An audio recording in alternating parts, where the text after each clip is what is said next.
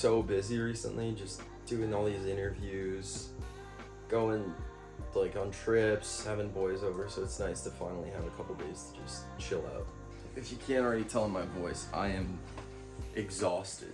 I've been back for 4 days, but I definitely haven't recovered. I've been trying to sleep a lot. So there was always this like aspect of my, post-university life that felt a little like dissociated, where I was friends with a bunch of people, but everybody kind of went away either home or, got jobs in other cities. So this was like one of the first opportunities that I really had to properly go on a trip with a bunch of my boys. So I'll do a quick recap of the trip, see what I can put together from a video standpoint. Definitely, I'm noticing that beer has a pretty big impact into how much I end up recording. So there's a ton in the morning, and then in the afternoon there's nothing. So yeah, hopefully this video is somewhat coherent, but yeah. All right, so I'll cut it here and start making the video.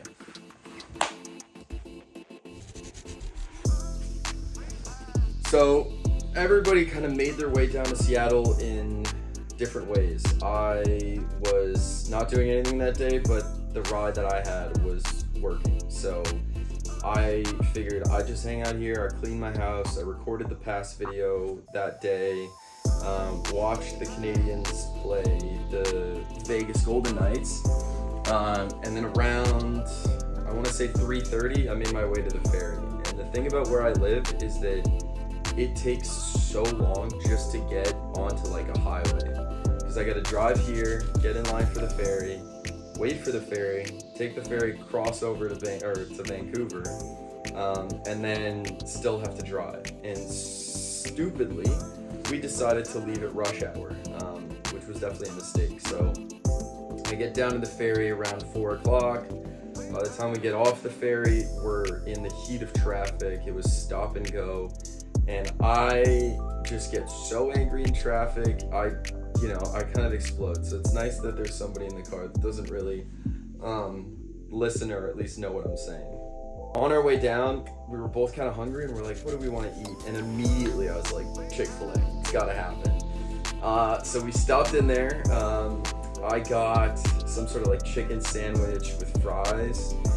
Should have thought a little bit more clearly about my order, but it is what it is. Could have gotten more chicken, but it's all right. At least we hit it once. Caught up with a bunch of friends. Ended up going to bed at like 3 o'clock, which was kind of dumb. On the couch in a little sleeping bag. It was definitely not the most comfortable night, but either way, I knew like the next day was going to be super fun. So all of a sudden, 6 o'clock rolls around, and I just hear a ton of noise upstairs. Music, screaming, and I'm like, uh-oh, it's begun.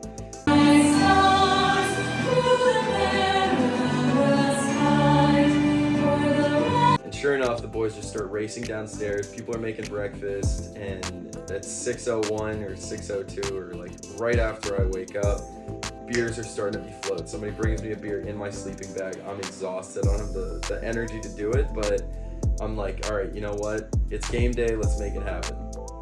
This was the first tailgate I had ever been to as kind of like an adult, so it was actually really cool to see. But anyways, we start drinking, start playing beer pong. The party kind of starts to build, and more people end up showing up. There wasn't, the 12 guys that were at the house. There was definitely more of them that were kind of supposed to come. Sure enough, they did. It started to get definitely crazy. After a while, we get ready. We're like, all right, let's go to the game. We take a big picture. We do some Jello shots, and we start walking to the game. And the stadium itself, which I learned through a video last night, they're super, super big. Anyways, we get to the game. Game is super chill. I don't think I have many videos of the game, so this is like definitely a sore spot for me because I was tarps off most of the game, screaming my ass off. The next day I ended up losing my voice, but the next day we went early to go see the Seahawks game. So like the Seahawks stadium doesn't really have like a big tailgate scene, but they do have like a lot of outdoor bars that are like right next to the stadium. So it's a pretty good atmosphere there. It was against Minnesota, so a lot of Minnesota fans, as well as a lot of Seahawks fans. But what I noticed was that like it seemed very like muted. And I found out later, I asked one of my buddies, I was like, why is it so muted here? And the guy goes, well, it's because a lot of people end up coming to Seattle to see a game because it's like a destination spot. I would imagine kind of like the Bell Center is in Montreal. But not in the same way where like the people come see the Seahawks game, but they're not here to get like absolutely torched. They're here to actually enjoy the game, which, whatever. I'm not a huge football guy, kind of like I mentioned, so I wasn't anticipating a crazy atmosphere, and sure enough, it wasn't that crazy. We get up to the bleachers, we're in like the top row, watching the game, and it's just a boring game. The Minnesota Vikings did not score a single point while I was there. I don't know if they actually scored. I didn't check the final score. But the Seahawks were like scoring on field goals and like this one kind of interception that probably shouldn't have happened. But it was kind of a boring game. At that point, we were pretty tired. I wasn't really drinking too much beer. I was definitely late from the night before. So at one point, I just looked at my buddy that I was driving back with, and I was like, dude, it's the third quarter. Let's get out of here. Like, let's just try to, beat the traffic and all that stuff. So we hopped on the road, grabbed some Taco Bell on the way back because it was Sunday, and then ended up making back to Vancouver. The most BS thing was just how long it took me to get back from Vancouver to Bowen, where I was like, dude, how long is it going to take? I get in my car at like 8.